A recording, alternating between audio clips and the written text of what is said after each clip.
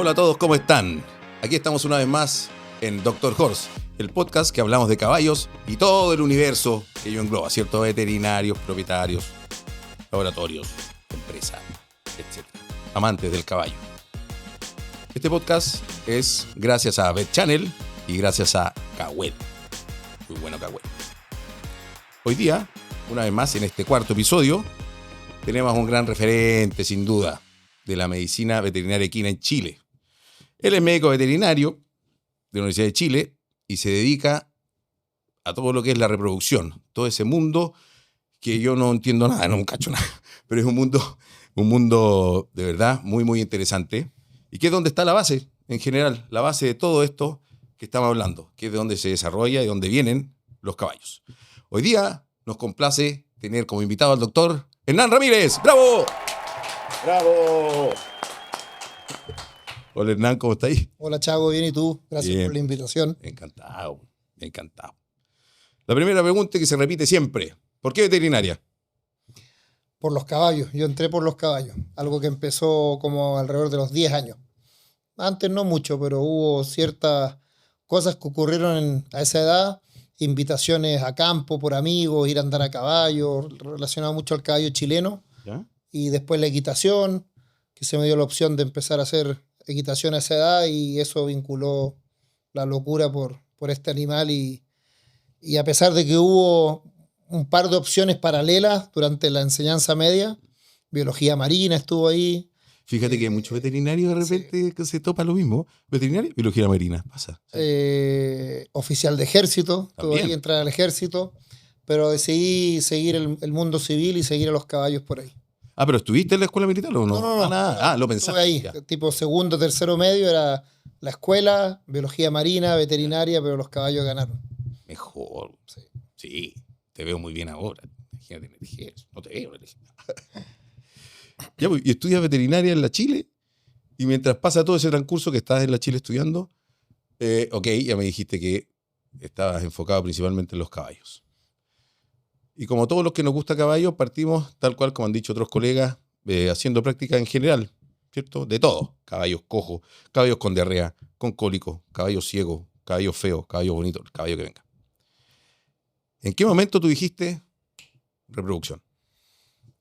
Haciendo distintas prácticas con distintos colegas. Me di cuenta por descarte, porque estuve en cirugía con el doctor Onésimo Sepúlveda, estuve Grande. en clínica con Enrique Pinto, Otro. en hípica, en distintas partes, y cuando me tocó entrar a la reproducción entre el doctor Walter von Frey, Sí. Nacho Coloma, que fueron los Perfecto. primeros que me recibieron, me di cuenta que el tema aras me cautivó más, así que me fui por ese lado.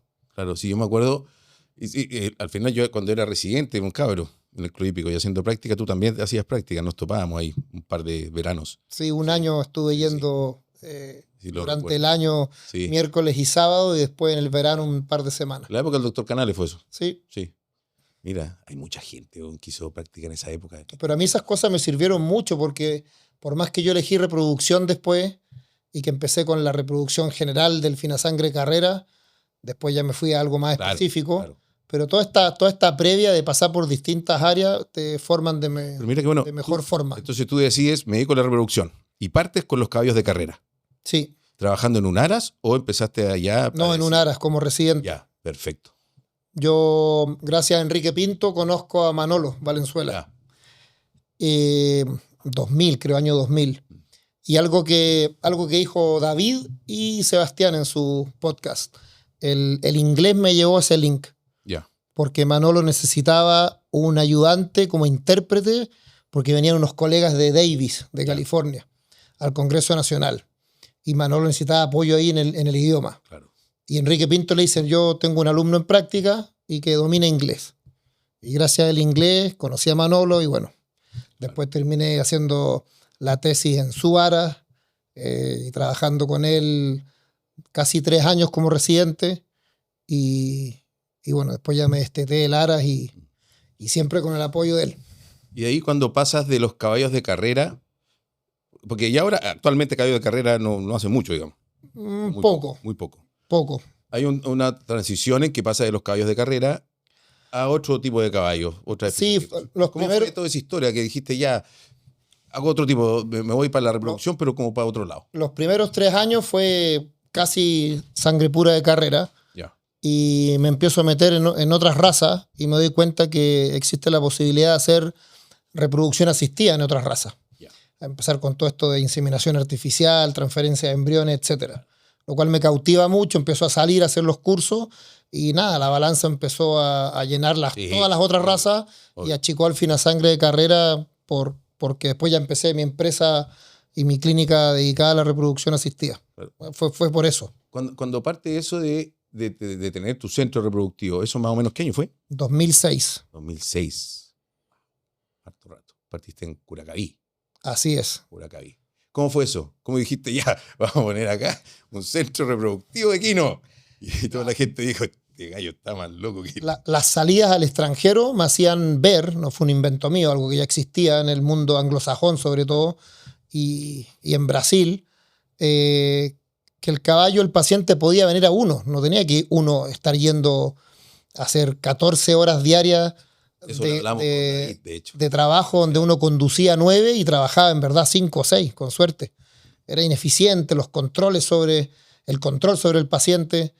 Y yo vuelvo y gracias a los hermanos Letelier en Curacaví, hago mi primer año en una esquinita del campo de ellos que me prestan. Ahí nace Biotech en el 2006. Y después sigo en Curacaví, pero me voy de ahí con la oportunidad de crecer más y me voy con la familia de Rafael Toro. Y ahí estuvimos otros 5 años en Curacaví. ¿Y ahí qué es lo que hacías principalmente ahí en esa época, digamos? ¿Con caballos corraleros principalmente? ¿Caballos de duro? Sí, empieza a crecer y sí, siempre fue el principal el caballo chileno. Ya. Sí, siempre fue el número 1 en ingresos en el fondo. Pero siempre hubo árabes, tanto de show como de enduro, cuartos de milla, polo, equitación. Pero el chileno siempre fue el del 50% hacia arriba. ¿Y cómo se fue ese desafío de decir, ya, ok, voy a tener un centro de referencia, como ya lo describiste y todo?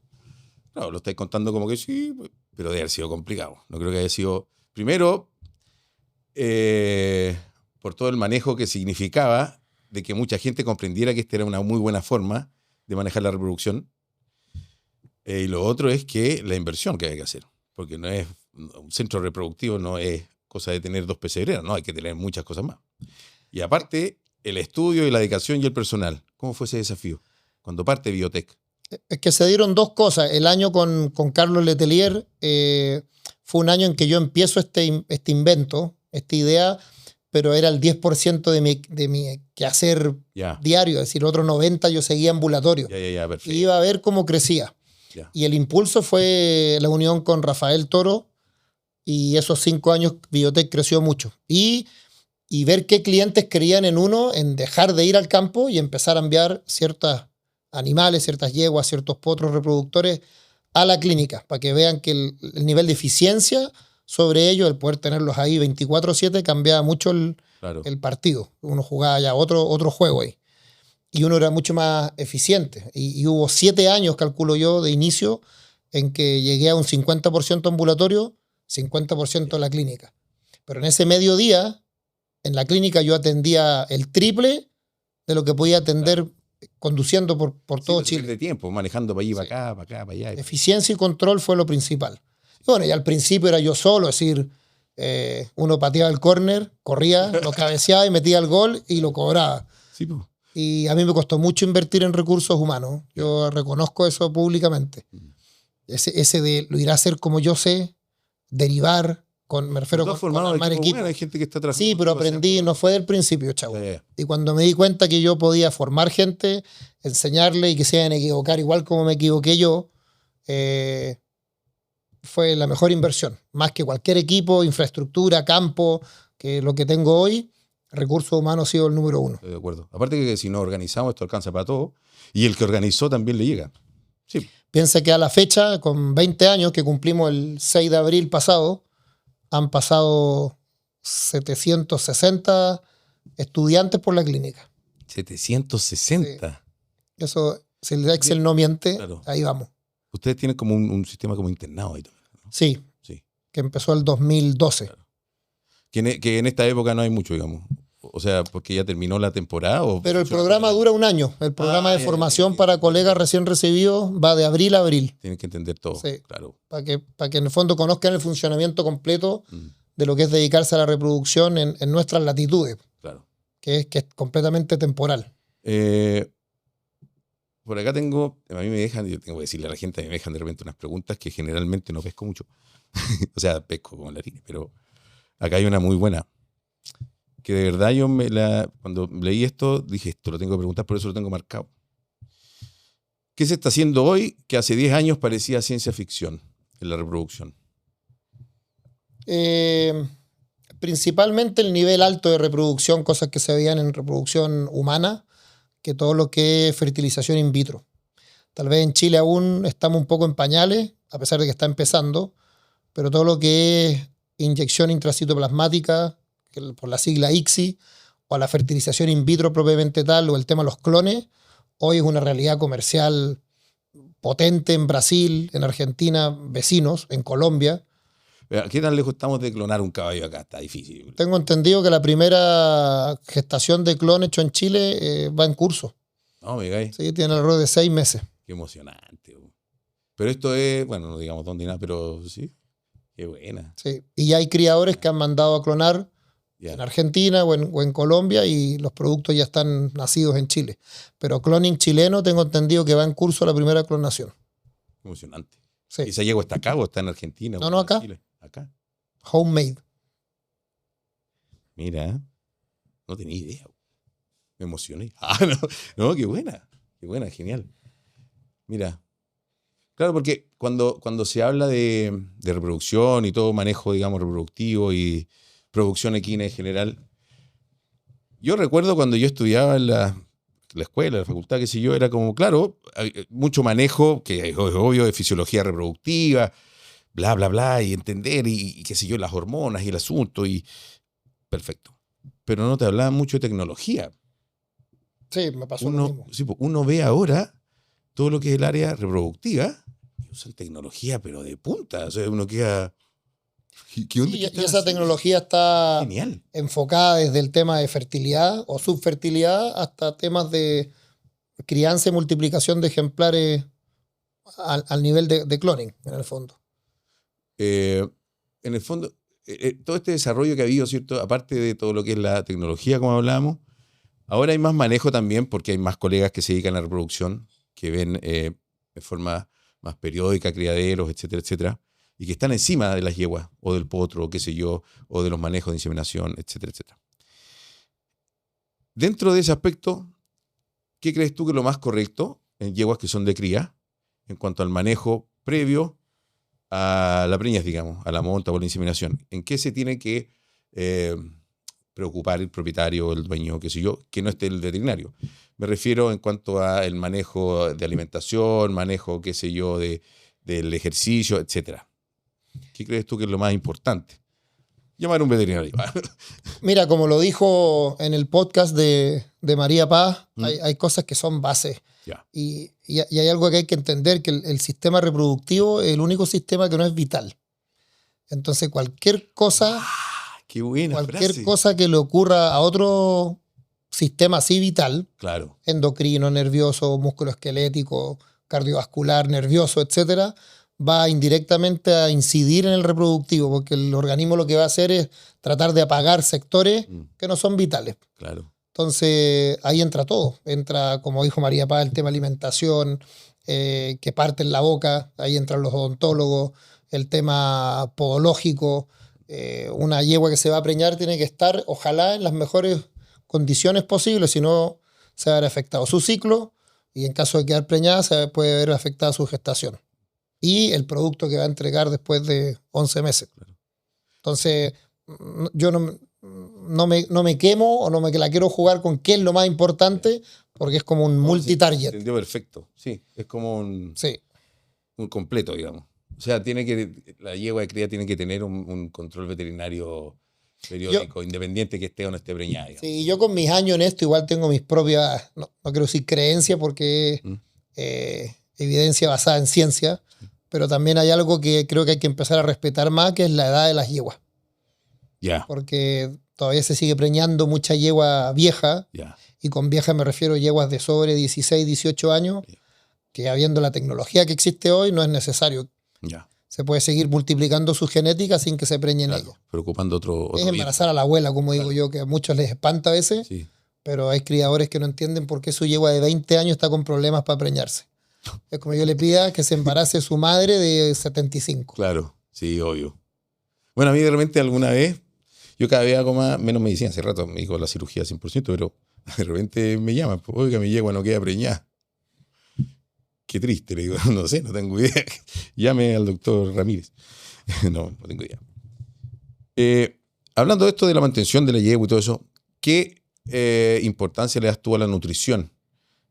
Tanto de la yegua preñada, la nutrición y la alimentación, principalmente la alimentación de la yegua preñada, de los potros, los potrillos, etcétera.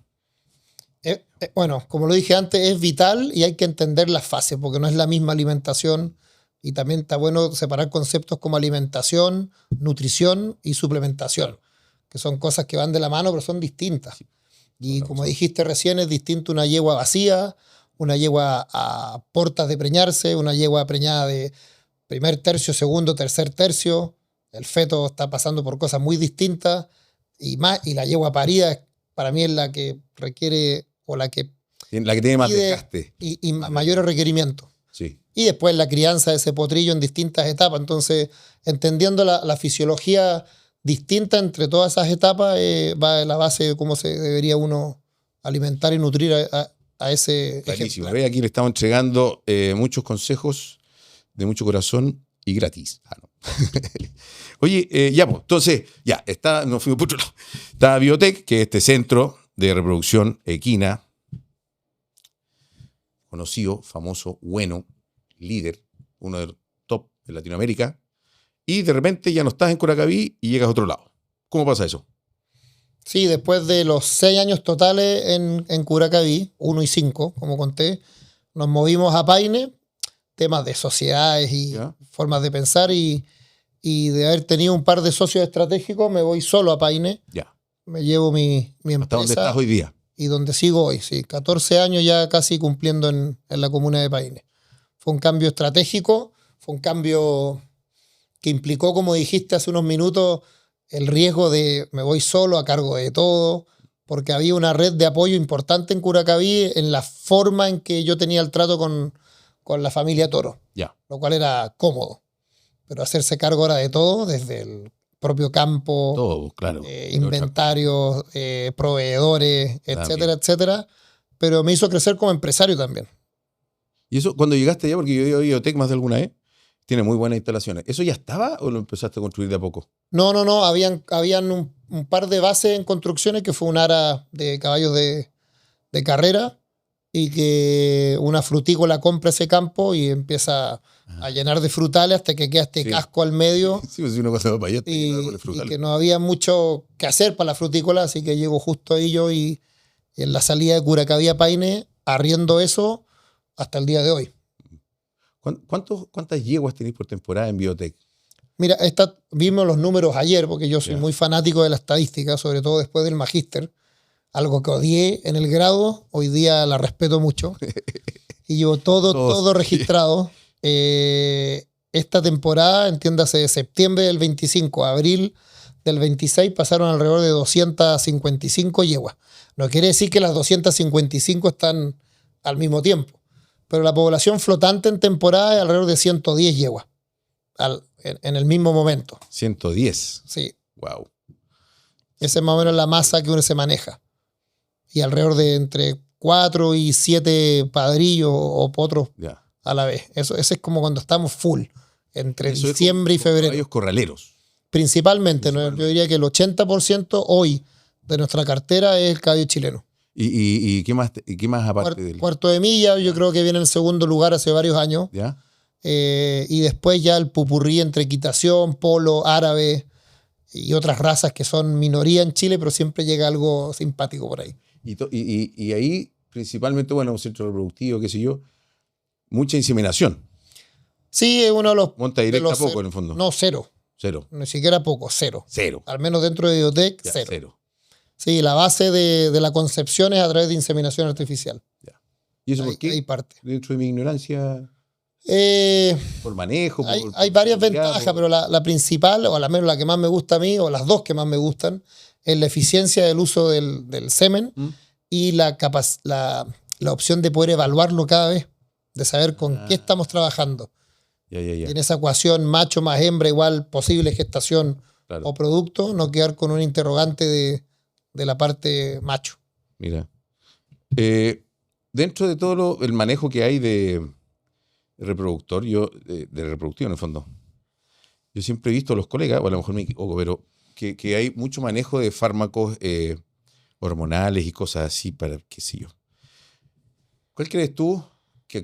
¿Piensas tú que actualmente ese pool de fármacos en Chile está correcto o nos faltaría más o con lo que tenemos estamos bien? Y si con lo que tenemos estamos bien, ¿cuáles son? Nómbralos, da lo mismo. Acá a nosotros no nos paga ningún perico que venda hormonas, así que nómbralo nomás. No, pero se Y puede después de hablar eso a lo mejor sí nos puede pagar.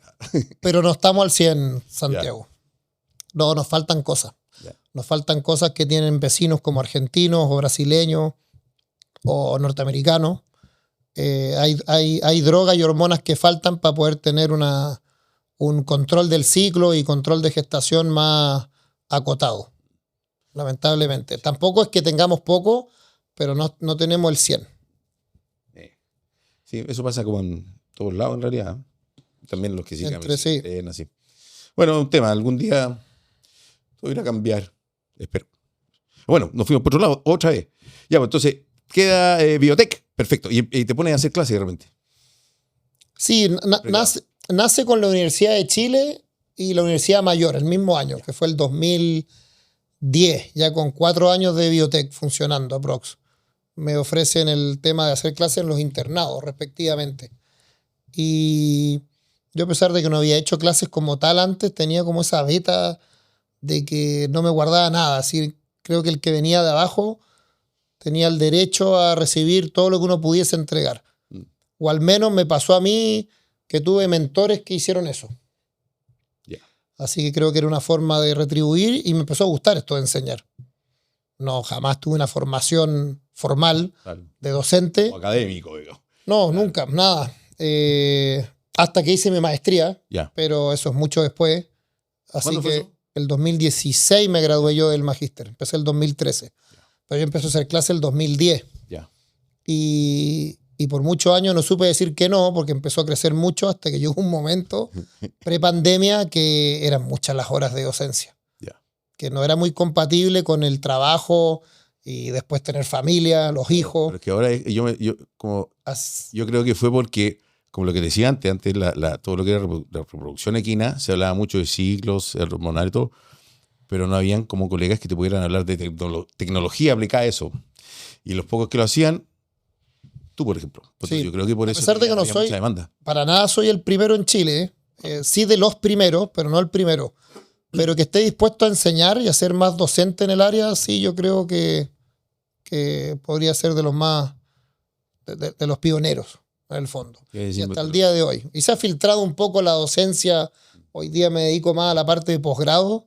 Claro. Que me gusta. Me gusta el desafío o el challenge de enseñarle a colegas que ya están en el área porque es más entretenido. Sí. No, claro, coincido contigo. Por lo menos en mi área es súper específica también y tengo la suerte que a veces los cabros de pregrado que llegan como más entusiasmados. Y después ya los colegas que después también participan en curso también. La cirugía es muy chiquitita, pero claro, la parte reproductiva, claro, yo más de alguna vez desmotivo un poco. Tenía un curso de 40 pericos que están atentos 5. Los otros están en la 9. No te encuentro toda la razón. Pero bueno, pero igual sigue siendo clase hasta el día de hoy. Sí. Por aquí, por allá.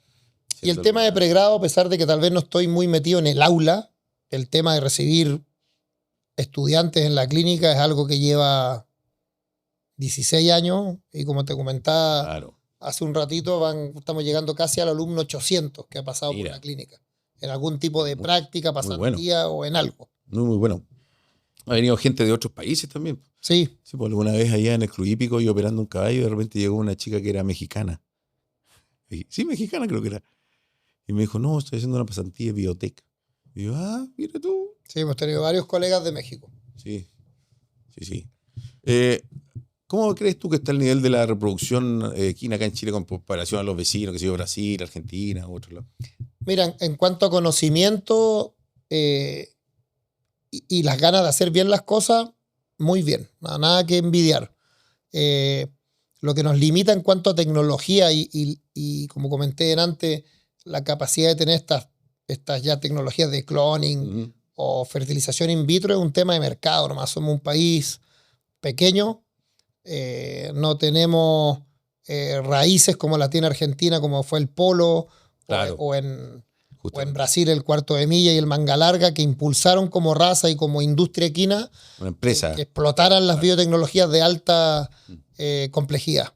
En Chile se viene, va a ser a su tamaño proporcional, pero es el mercado el cual Chile no está a la par con Argentina y Brasil en tecnologías de esas técnicas. Pero todo lo que es de mediana complejidad o baja, nada que envidiar. Qué bueno. Oye, mucho colega trabajando muy bien. Ustedes ahí también hacen manejo de neonatología. No, pero ya no. Ya no. Existió. Ya. Pero me metí tanto en la reproducción asistida que ahora todo lo quería. Pastelero sus pasteles, sí. Ya. Me gustaba a mí mucho la neonatología, esa medicina interna, pero es una medicina interna súper intensa, hay que estar ahí 24/7, arriba, sí. Entonces yo prefiero que los que en verdad se dedican a eso. Sí, me gustaría el día de mañana ampliar la clínica y tener un departamento de eso, pero que se haga cargo. Sí, pues otro universo, en realidad, sí. Dentro del holding, pero, claro, pero con su pastelero. Por eso te preguntaba. Yo hago de gerente. Sí, yo he visto la medicina de... No, es complicado. No, es 24/7. Potrillitos, que sé yo, que de repente quedan postraditos un rato, que sé yo, se hacen escaras. ¿Sabes cómo se soluciona eso? Con el spray de Cahuel Drago. Pero muy buen cicatrizante. Lo hemos utilizado, de hecho, en potrillo. Anda fantástico. Muy, muy bueno. Muy sencillo de aplicar. Tu limpielería, spray 2-3 veces al día y vamos viendo. Repara muy rápido, es sano, forma una película, controla infecciones. Muy bueno. Spray de Drago, de Cahuel. Muy bueno. Muy bueno, úselo. Cahuel. En relación a lo que estábamos hablando, cuando tú ya tienes andando biotech, que si yo hasta el día de hoy, cómo va con la tecnología y todo, ¿qué viene para biotech o para la revolución equina en el fondo en Chile? De aquí, piénsalo, así, vuélate. No sé, vuélate, de aquí a 20 años más. ¿Dónde vamos a estar, Cristo? A lo mejor en 20 años más vamos a escuchar esto y van a decir, cachen lo que decía Ramírez, estaba hablando pura... No, yo creo que vienen dos ramas. La rama 1 viene a equipararnos, no en números, pero sí en la opción de hacer estas tecnologías de alta complejidad. No me extrañaría que de aquí a mucho menos de 20, de aquí a 3, 4 años, ya en Chile se hable de aspiración folicular, de fertilización in vitro y de clones, hechos todo en Chile. Y por otra rama, creo que viene la parte de manipulación genética. ¿Tanto así? Sí. Pero eso para estamos... distintas cosas. Pero eso, así aterrizado a un nivel nacional, eso de aquí a un tiempo más se puede hacer. Sí, no tengo ninguna duda. Asociado o no al ente universitario, yo creo que sí, es inevitable que no se venga. Y eso, el beneficio de eso, a tu, digamos, según lo que tú pensás, el beneficio de manipulación genética ahí sería que fijar ciertos genes para ciertas enfermedades, desarrollar ciertas habilidades de ciertos caballos. Creo que hay pros y contras, que es lo que hoy día se denomina el doping genético, que no es menor el término, pero yo creo que va a un tema también de opinión personal. Yo creo que es una herramienta útil para muchas cosas y para muchas otras no se debiese hacer. Va a depender también de la disciplina en la que se use y como dijiste tú recién, con qué fin. Es decir, el tema enfermedad es interesante, pero estar manipulando tal vez genéticamente por un tema de tener caballos más rápidos, creo que haría la competencia tal vez un poquito injusta. De hecho, ahí como que se estropea el arte. Pero da para 3 podcasts. Sí, no, se estropea el arte por lo bonito del asunto. Claro, ahí habría que manejar mejor la información.